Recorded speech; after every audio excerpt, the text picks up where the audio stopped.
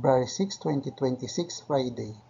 Narito pong muli ang Batang Pista para magbigay ng mga tips at kiya para sa pakarera ng Metro Manila Turf Club, kung saan meron po tayong 7 pakarera na magsisimula sa ganap na alas 5:30 ng hapon. Tara, tumpisahan na po natin. Race number 1, the start of winner take all, covering races 1 to 7, with a distance of 1,200 meters. 3 all in above maiden race, non-placers. Dito po sa race number 1, pang-primera ko po entry number 6, Whirlwind. Si Whirlwind po ay lumaban last January 21. Dito po sa karera ng Metro Manila Turf Club sa distansya 1,200 meters, siya po ay nagpreba ng 1:15.2. Nang siya ay pumanglima sa mga kabayan sila 7 cycles at ala pa up.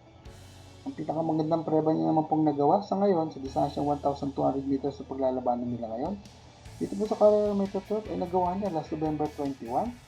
Kung siya po ay nagpreba ng 1 minute and 14 seconds. Nang siya ay pumang-apat sa mga kabayan sila Johnny Danny at Jack 14. Kung yung panigundo, entry number 1, Swift Shinji. Si Swift Shinji po ay lumaban last January 23. Kung saan siya po ay na-scratch. At bago po yun, last November 21. Dito rin po sa karera ng Metro Manila Turf Club, sa 1,200 meters, siya po ay nagpreba ng 1:15.2. Nang siya ay pumang-apat sa mga kabayan sila Super Dancer at High Speed. Good luck po. Race number 2, the start of pick 6, covering races 2 to 7, with a distance of 1,200 meters. Pinakam rating based on the capping system base class 5, 17 to 41 speed. Dito po sa race number 2, pang-primera ko po entry number 4, dihadong Angry Maxine. Si Angry Maxine po ay lumaban last January 21. Dito po sa karera ng Metro Manila Turf Club, distansya 1,200 meters, at siya po ay nagpreba ng 1:16.8 nang siya ay segundo llamado, ngunit pumanlima lamang sa mga kabayan sila Dugong Bughaw at Early Bird. Pero bago po yung last December 17, sa karera din po ng Metro Manila Turf Club, sa distansya 1,200 meters sa paglalabanan nila ngayon, siya po ay nagpreba ng 1:14.8. Nang tinalo niya ng malayo ang mga kabayan sila Base X Machina at Bonnie Avenue. Kung yung panigundo, entry number 3, Skylabber na uling lumaban po last January 21. Dito rin po sa karera ng Metro Manila Turf Club sa distansya 1,200 meters. Siya po ay nagpreba ng 1:15.8 nang siya ay pumang-anim sa mga kabayan sila Windstorm at Metal Strength. Pero bago po yung last December 29 sa kanya pong barrier race, siya po ay nagtala ng preba 1:15.4 sa parehas sa distansya at karerahan. Kung yung pang-tersero, Diadong Calooc, entry number 5, Winning Shot, na uling lumaban po last January 25.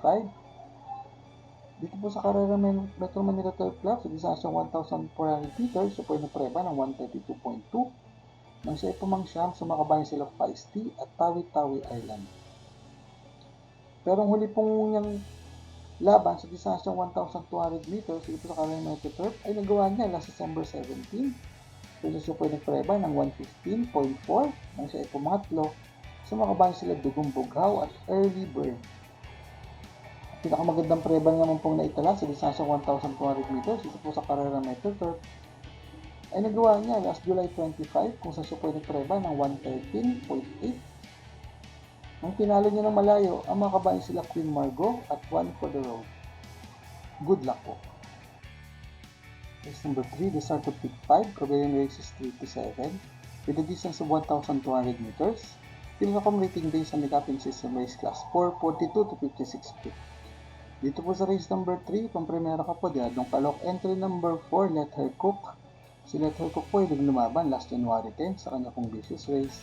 Sa distansya 1,200 meters, dito po sa karera Metro Turf, siya po ay nagpreba ng 1:12.4.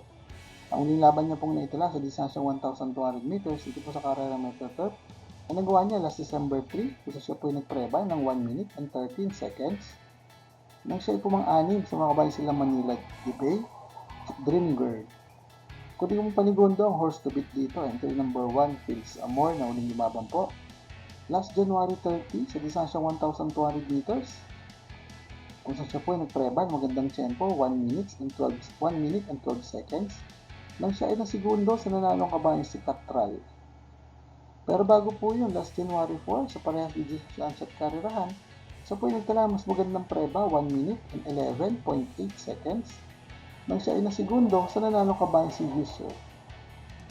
Pantersero ko po, Diado Calooc, entry number 5, Dreaming Always. Nauling lumaban naman po last January 23. Sa distansyang 1,200 meters, dito po sa karera may tutor, at siya po ay nagprebay ng 113.2. Nang siya ay pumangatlo sa mga kabayan sila Greatest Moment at Bride 3. Good luck po. Shout out Batang Pizza! Race number 4, the start of pick 4, covering races 4 to 7, with a distance of 1,200 meters. Pinaka rating based on the capping system race class 4, 42 to 56 feet. Dito po sa race number 4, kung primera ko po, entry number 5, Mang Nano. Si Mang Nano po ay lumaban last January 23. Dito po sa karera ng Metro Manila Turf Club, sa distansyang 1,200 meters, siya po ay nagpreba ng 1 minute and 14.2 seconds. Nang siya ay pumang-anim sa mga kabayan sila Lucky Gem at Big Battle. Ang uling panalo pong naitala ni Mang Nano ay nagawa niya last October 24. Dito po sa karera Metro Manila Turf Club sa distansyang 1,400 meters, siya po ay tala ng preba 125.8. Ang tinalo ng malayo ang mga kabayan sila Bad Boy MJ at Robotic Clay. Pero bago pa rin po yun, last October 11, sa parehas sa distansya at karerahan, siya po yung tala mas magandang preba, 125 sarado. Nang tinalo niya ang mga kabayan sila Lilibel at Sing Ang New Song. Kunin mong panigundo, entry number 1, coming early, nauling lumaban po last January 14. Sa karerang po ng Philippine Jockey Club, sa distansyang 1,200 meters, siya po yung tala ng preba, 113.6. Nang siya ay pumanglima sa mga kabayan sila Kalens at Queen of the Nile. Pero bago po yun, last January 3, sa parehas sa distansya at karerahan, siya po yung tala mas magandang preba, 112.6, nang siya ay nasigundo sa kabayong si Lily Bell. Kunin mo pantersero, entry number 4, Dakota Elegance, sa uling lumaban naman po last January 23. Sa distansyang 1,200 meters, siya po yung nagpreba ng 115.2, nang siya ay pumangpito sa mga kabayan sila Lucky Gem at Big Battle.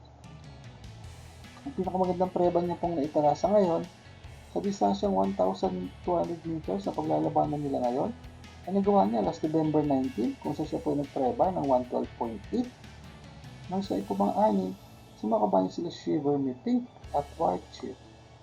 Good luck po. Race number 5, the last DD plus 1 event, covering races 5 to 7, with a distance of 1,200 meters, pinaka-rating based on the capping system race class 5, 17 to 41 speed. Dito po sa race number 5, ang primera ka-force to beat entry number 7, Sting, na uling lumaban po. Last January 21 sa kanya pong barrier race, dito po sa karera ng Metro Turf, siya po nagpreba lamang ng 1 minute and 20.8 seconds. Pero ang last official run niya po ay nagawa niya last November 5, dito rin po sa karera ng Metro Turf. Sa distansya 1,400 meters, siya po yung tala ng preba, 127.6. Nang siya inalyamado, ngunit na segundo lamang sa nanalo kabayan si My Boy Lollipop. Pero bago po yun sa parehas sa distansya at karerahan, last October 11, siya po yung tala ng sugad ng preba, 126.6. Nang siya ay pumangatlo sa mga kabayan sila Melania at Gintong Hari. Kung sakali naman po hindi magaganda, itatakbo na entry number 7, Sting. Kunin ko pong panigundo ang matibay sa banderan, entry number 5, Don Pedro. Nauling lumabang po last January 31. Sa distansyang 1,400 meters sa karayang po ng Philippine Jockey Club, siya po yung preba ng 129 sarado. Ang siya pumanglima sa mga kabayan sila Controller at Boss Lady. Pero bago po yun, last December 19, sa distansyang 1,200 meters na paglalabanan nila ngayon, dito po sa karera ng Metro Turf, siya po nagpreba ng 113.6. Nang siya ay pumangatlo sa mga kabayan sila Calendar Gert at Grand Laptor. Good luck po. Paalaala mga katropang karerista, please click like, subscribe, and hit the notification button para makatanggap ng mga updated videos and race results. Race number 6, sa penultimate race with a distance of 1,200 meters, pinaka rating based on the capping system race class 3, 57 to 70. Dito po sa race number 6, pang primera ko po entry number 1, Shiver Me Pink, na uling lumabang po last January 23. Sa distansya 1,200 meters, siya po yung tala ng preba, 112.8. Nang siya ay pumanglima sa mga kabayan sila Calculus at Manila Debay. Pero ang pinakamagandang preba pong naitala ni Shiver Me Pink sa distansya 1,200 meters, ito po sa karera Metro Turf. Ang nagawa niya last November 19 kung sa po nagpareba na magandang tempo, 1 minute and 10.4 seconds. Ang pinali ng malayo ang mga kabayan sila Warchip at Euroclydon. Panigundo ko po, Diado Calooc, entry number 6, Del Campo, na uling lumaban po last January 23. Sa distansyang 1,200 meters, dito po sa Carrera Metaturf, so po nagpareba ng 112.6. Nang siya ay pumang-apat sa mga kabayan sila Calculus at Manila Debate. Good luck po. Race number 7, the last race of the day with a distance of 1,200 meters. Dito ako rating based on the capping system race class 5, 17 to 41 speed. Dito po sa race number 7, pang primera ka po, Diado Calooc, entry number 8, Oruti.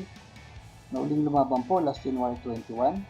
Dito po sa Carrera Metro Manila Turf Club, sa distansyang 1,200 meters, sa kwenta na ng preba, 115.6, nang siya ay pumang-5, sumakabay sila Windstorm at Metal Strength. Panigundo ko po, entry number 6, Golden 8, na uling lumaban naman po last January 23. Sa distansyang 1,200 meters, sa kwenta na ng preba, 115.8, nang siya ay pumang-4, sumakabay sila Johnny Bali, Tokyo Rumba. Ang tercero ko po, entry number 1, Anyare, na uling lumaban naman po last January 23 sa karayan po ng Metro Manila Turf Club, sa 1,200 meters. Sa kwenta lang ng preba, 116.6, na siya ay pumang-6. Sumakaway sila Barik na at Sahid. Pero bago po yun, last January 9 sa parehas distansya at karerahan, sa kwenta lang mas magandang preba, 115.8, na siya ay na tersero. Sumakabay sila West of the East at Lake Apo. Good luck po. For the complete results of these previous races, you may watch the Batang Pista Rewind results and dividend. MMTC NH Racing Day schedule will be on February 7 and 8, Saturday and Sunday.